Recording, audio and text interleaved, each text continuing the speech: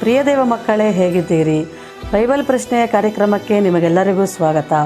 ಈ ಬೈಬಲ್ ಪ್ರಶ್ನೆಯ ಕಾರ್ಯಕ್ರಮವು ನಿಮಗೆ ಆಶೀರ್ವಾದವಾಗಿಯೂ ಪ್ರಯೋಜನವಾಗಿದೆ ಎಂದು ಕ್ರಿಸ್ತನಲ್ಲಿ ಬಲವಾಗಿ ನಂಬುವವಳಾಗಿದ್ದೇನೆ.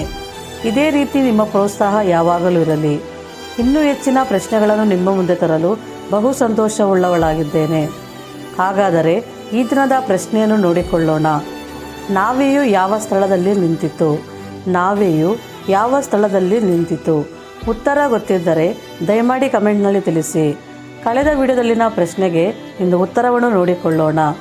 ಪ್ರಶ್ನೆ: ಆದಾಮನ ನಂತರ ಎರಡನೇ ಬಾರಿ ಆಶೀರ್ವದಿಸಲ್ಪಟ್ಟವರು ಯಾರು? ಉತ್ತರ: ನೋಹನು.